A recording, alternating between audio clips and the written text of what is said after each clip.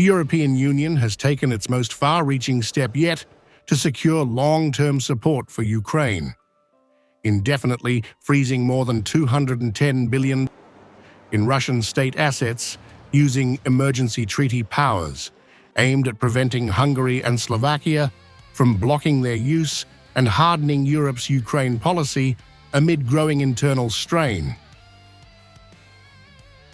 EU leaders invoked economic emergency provisions to bypass the 6-month sanctions renewal cycle that requires unanimity and has been repeatedly threatened by pro-Moscow governments.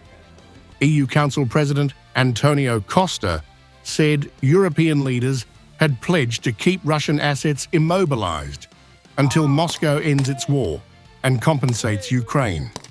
A commitment, he said, has now been delivered.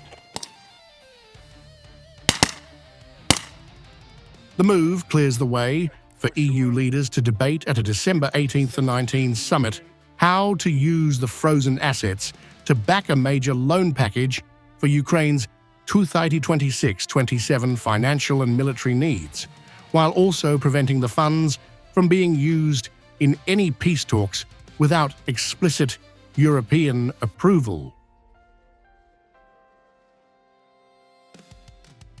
The decision has triggered fierce backlash from Hungary and Slovakia.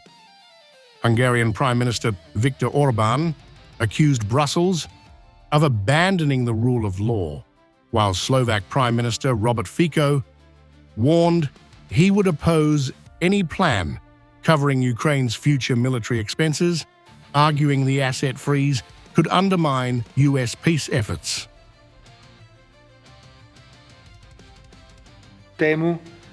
I want to rule out any misunderstanding or unjustified expectation that the long meeting in Brussels could change my position. I cannot support, and under no pressure will I support, any solution to support Ukraine's military spending in which the Slovak Republic would participate. The divide extends beyond Budapest and Bratislava. Italy has joined Belgium, Malta, and Bulgaria in opposing the use of frozen Russian assets, citing legal exposure, financial risk, and far-reaching institutional consequences, warning that emergency powers used today could reshape EU governance tomorrow. Invite the Commission and the Council to continue exploring and discussing alternative options in line with EU and international law, with predictable parameters, presenting significantly less risks to address Ukraine's financial needs based on an EU loan facility or bridge solutions. This vote does not preempt in any circumstances the decision on the possible use of Russian immobilized assets that needs to be taken at leaders' level. Implies very far-reaching legal, financial, procedural, and institutional consequences that might go well beyond this specific case. Russia has opened a new legal front, with the Russian Central Bank filing a lawsuit in Moscow against Euroclear, where most of the assets are held, calling the EU's actions illegal and a violation of sovereign immunity.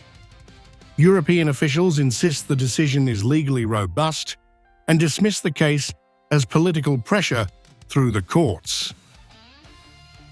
This regulation would prohibit the transfer of Russian immobilized assets and prevent that Russia uses these assets to further fuel its war of aggression. This regulation will function in parallel with our sanctions regime and ensure that Russia's assets stay immobilized. What emerges is a Europe projecting resolve outward while wrestling with deepening internal fault lines.